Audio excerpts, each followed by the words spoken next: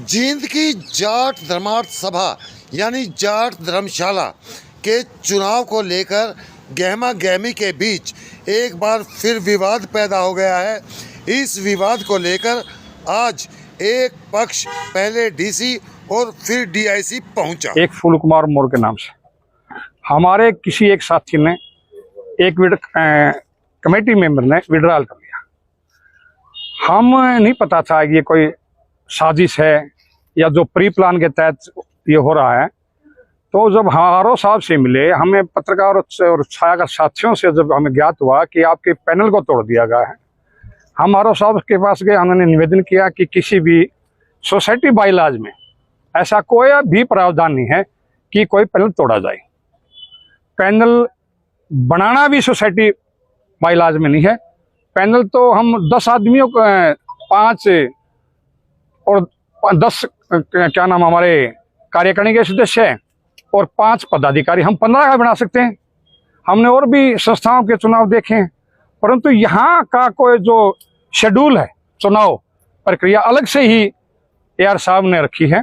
हमने उनसे निवेदन किया कि हमारा पैनल ना तोड़ा जाए, हमें पैनल में ही रखा जाए और हमें इंडिपेंडेंट ना किया जाए। उन्होंने मनाही कर दिया। अब हम फोन उठाने बंद करके उसके बाद हम माननीय जिला उपाध्यक्ष से मिलने आए। उन्होंने DR साहब को बोला है, DR साहब से हमने निवेदन रखी है वो क्या फैसला लेते हैं क्या नहीं लेते हैं। लेकिन मैं प्रधान पद का उम्मीदवार हूं और मैं प्रबुद्ध समाज के दम पर और युवा साथियों के जोश पर ये भी कहना चाहता हूं कि एक बौखलाहट है, तानाशाही है। ऐसी तानाशाही समाज और युवा वर्ग समझ चुका है। धन्यवाद। धर्मशाला तो एक सामाजिक सेवा के लिए बनी जाती है, तो इसके पीछे इस तरह की राजनीति क्यों है? बहुत गलत है। राजनीति नहीं होनी चाहिए थी और उम्मीद नहीं थी बुजुर्गों से जो इसमें इस राजनीति में सम्मिलित है। ये तो एक समाज की धरोहर है, इसका तो चौकीदारा ही तो करना है। इसकी तो चाय पीना भी नरक में जाने के समान है।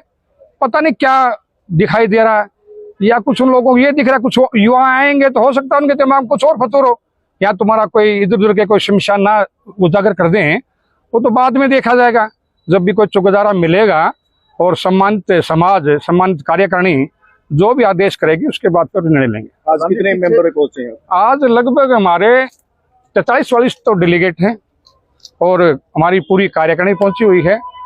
और हमने यही निवेदन लेकर के हम आए हैं कि हमारे पैनल को पैनल ही रखा जाए, तोड़ा ना जाए। इसी आवाज के साथ हमारे साथ अन्याय हो रहा है। मैं तो ये कहूँगा कि तानाशाही मुर्दाबाद और जाट एकता जिंदाबाद, ये सिस्टम मजबूर कर दिया। तानाशाही यहाँ बहुत ज्यादा लगी और निवेदन करते हैं RO साहब को चेंज भी किया जाए या कोई और सहयोगी साथ में, इनको अधिकारियों से निवेदन किया है या कोई इसका और सहयोगी साथ में दें। तो यही मैंने वोट भी काटेंगे। हाँ, वो तो चलो कोई बात नहीं। ये भी हम कह सकते हैं कि ये तो प्लान 2018 से चला हुआ है। जिन लोगों द्वारा चला गया है, जो लोग चला रहे हैं वो सब समाज के सामने, हमने किसी का नाम लेने की जरूरत नहीं। ये तो 2018 के सिस्टम में चले हुए हैं।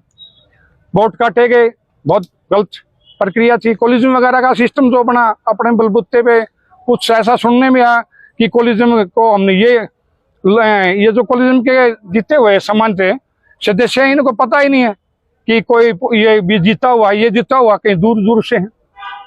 उन्होंने हमसे बात भी की, हमने टेलीफोन भी किया, हमने वोट की अपील की। वो बोले हमने क्या संस्था से लेना है, हम तो फलाना इस तरीके से उसके जो भी कहेगा उसको वोट से मिले। आप तो किस तरह का आश्वासन? डी साहब ने माननीय डी साहब ने बहुत बढ़िया आश्वासन दिया। अच्छा हमारे को उन्होंने कोऑपरेट किया और उन्होंने हमारे को आदेश निवेदन किया कि आप DR साहब से मिलिए और जो बाईलाज सोसाइटी बाईलाज के अनुसार जो होगा वही किया जाए। मेरा नाम फूल कुमार मोर, हमारे आदरणीय ईश्वर जी लुत्सव, हमारे क्या नाम है राजकुमार रेड्डू जी, सभी सम्मानित सदस्य आए हुए हैं।